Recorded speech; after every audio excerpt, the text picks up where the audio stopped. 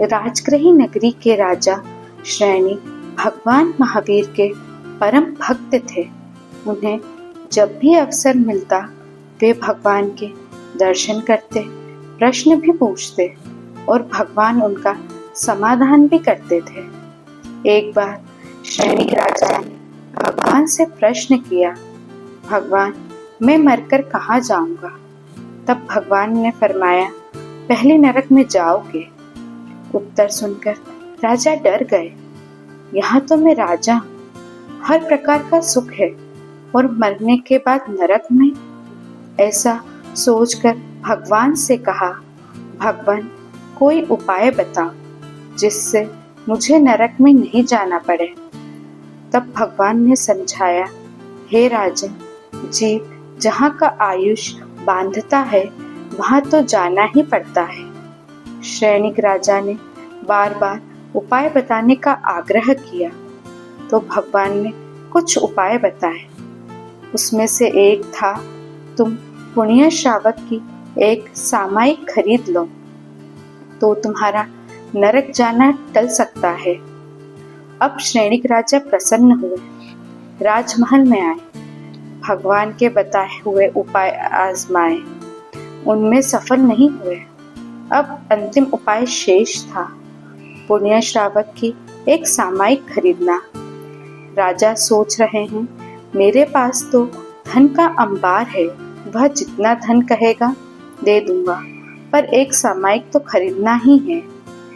राजा अपने सेवकों के साथ रथ में बैठकर पुण्य श्रावक के घर पहुंचे। पुण्य श्रावक भी भगवान का भक्त था, अल्प परिग्रही था, परम संतोषी था।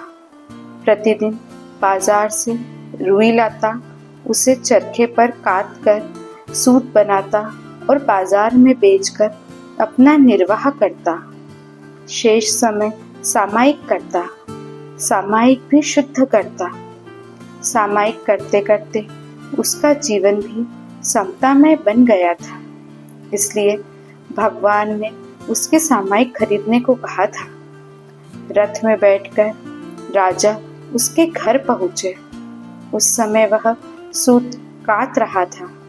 राजा को देखकर वह आदर से खड़ा हुआ।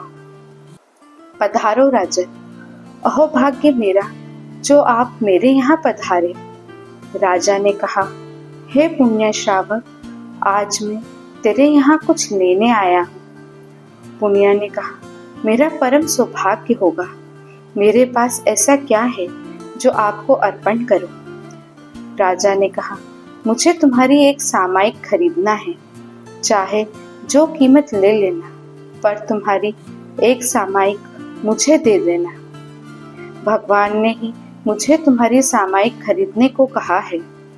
तब पुण्य ने कहा, तब तो सामायिक का मूल्य भी भगवान ही बता सकते हैं। आप भगवान से पूछकर सामायिक का मूल्य तय करे तो अच्छा। पुण्य श्रावक के घर से निकलकर उसी समय श्रेणिक राजा भगवान के पास गए और भगवान से सामायिक का मूल्य पूछा।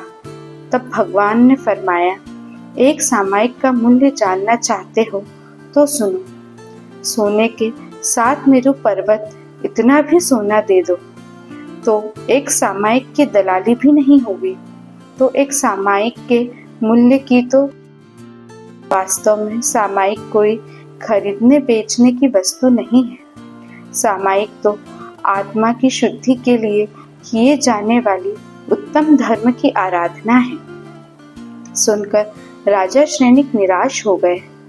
तब भगवान ने उन्हें कहा, हे श्रेणिक, पूर्व में आयु कर्म के बंध के कारण तुम्हें नरक गति में जाना पड़ेगा, लेकिन उसके बाद तुम्हारा भविष्य उज्जवल है।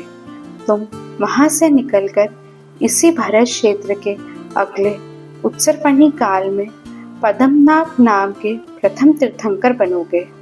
अब राजा समझ गए। अपना भविष्य सुनकर उन्हें प्रसन्नता हुई। भगवान की वाणी पर विशेष श्रद्धा हुई और वे भगवान को नमस्कार करके लौट गए।